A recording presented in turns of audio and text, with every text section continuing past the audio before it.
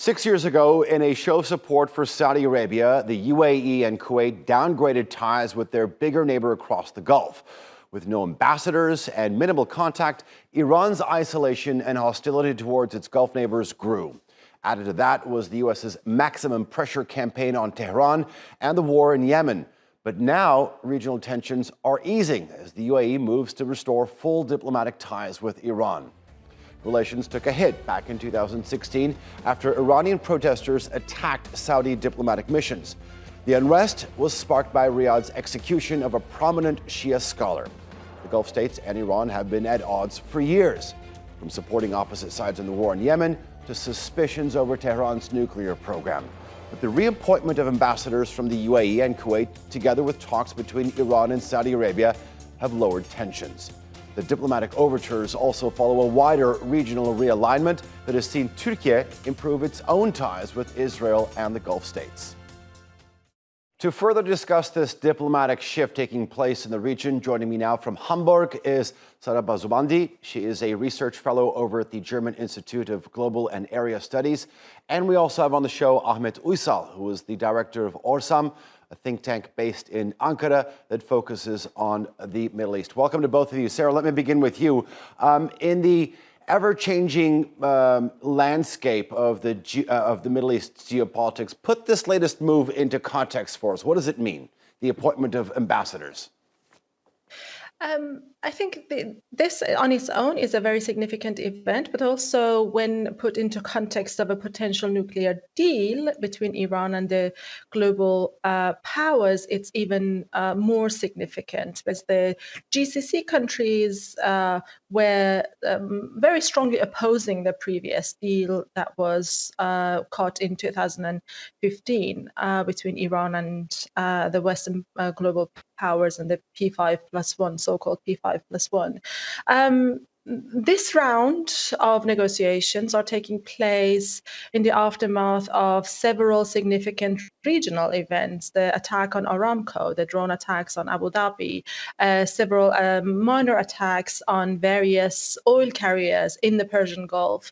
To me, this recent move is a strong signal from the GCC that they're very much trying to find ways to coexist with Iran and Iran's global and regional aspirations, rather than a continuous confrontation and hostile position in against Iran. So this is, I think, the most important aspect of the event. Ahmed, let me turn to you. Sarah analyzed this move through the lens of the JCPOA. I mean, expand on that. How do you go from sort of complete rejection to an understanding of coexistence, as Sarah put it? I mean, as you know, there are many dramatic changes in the global scale with the Ukraine war and all kinds of conflicts in the Middle East and Africa.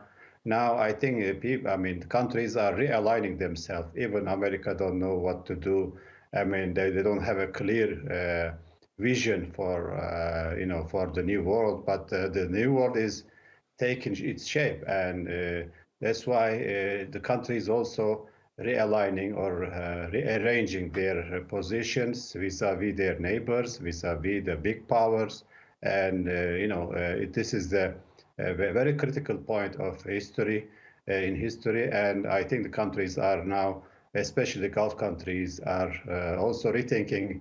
Especially after the American withdrawal from Afghanistan, they began to hesitate about American continuous support for them, and they are also making new allies. Also, as you know, they also make an arrangement with Turkey and kind of rapprochement with Turkey, and this is I think, this is the maybe a reflection of the changes in the world. I'll ask you about Turkey's rapprochement in just a bit, but Sarah, let me turn back to you. I mean, when you analyze the climate of what Ahmet was alluding to in terms of realignment and rearrangement, what do you really think the milestone here is going to be relations between Saudi Arabia and Iran then? Yes, definitely. The relationship between Saudi Arabia and Iran remain a crucial one for the stability of the region, for the future of the region, for stability outside of these two countries, because there's been a lot of clashes and conflict of interest in various parts of the region between these two powers. There is also the question of cooperating in the global energy market and so on and so forth. So the importance of the relationship between these two countries is obvious, no one can deny it. But whether or not this move by Kuwait has a direct impact on the future of Iran relations with Saudi Arabia, I remain a little bit skeptical because, if anything, usually it's, the Iran-Saudi Arabia relations are more affecting and shaping the relationship between Iran and other GCC countries rather than the other way around. So traditionally, the smaller, so to speak, GCC nations have had more correlation, more coordination with the Saudi government in terms of their policies towards Iran. So, Unfortunately, the situation is still tense between Tehran and Riyadh, but I think that it doesn't undermine the fact that the relationship is quite important. so let me ask you, what do you think is the linchpin here, key to this sort of rare de-escalation and atmosphere of reconciliation? The dialogue and the rapprochement has started a while ago with the various rounds of meeting in Baghdad. Oman has tried to play the role of the mediator. At the moment, I don't see any breaking point per se, because the appetite in both capitals for wanting a full-on return to a normalized diplomatic relations is still a little bit weak. But I would imagine that if moving forwards, the two countries have aspirations for more stable region and more coordination, trying to escalate. The region is already quite in a tense situation with the events of yesterday in Baghdad, beyond that in Syria, in Yemen. So it is obvious that part of the regional problems has to be solved between these two capitals. But when, I really don't have an exact prediction for that. Amit, Sarah was mentioning the tense situation. That phrase could very well describe the relationship between Türkiye and the United Arab Emirates. Are you at all surprised by how quickly things have changed and we've moved towards a rapprochement between these two sides? No, I'm not surprised because there are, as I said, serious changes, and both countries are trade country, a touristic country, Turkey plus an industrial country. And at the end, you have to feed your own people, and this requires, reconciliation and calming down in the region. And both countries also are practical in terms of their policies, and they came together very quickly, and they progressed in rapprochement. And also, in the general perspective, let's not forget that Iraq is in turmoil right now, and Iraq was mediating between Iran and Saudi Arabia. I think they will wait for some time to build the trust. I think the lack of trust still dominates the relations between Gulf countries and Iran. Okay.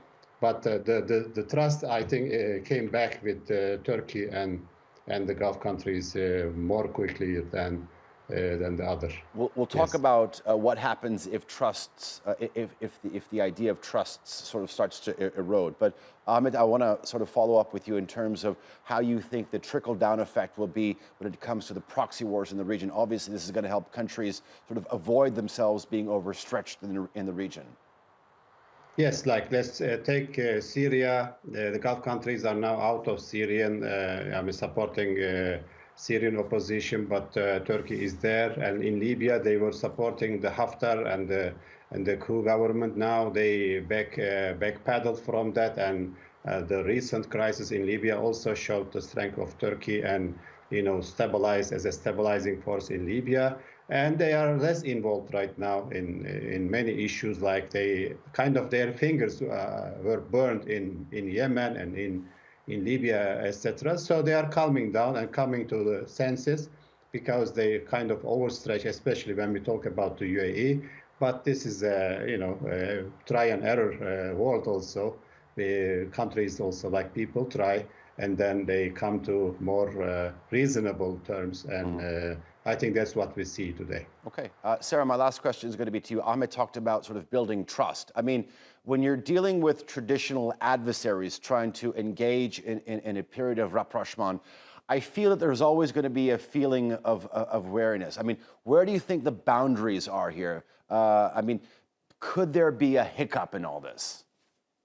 Of course, there could be a hiccup at any rapprochement process, at any trust building process, at any point.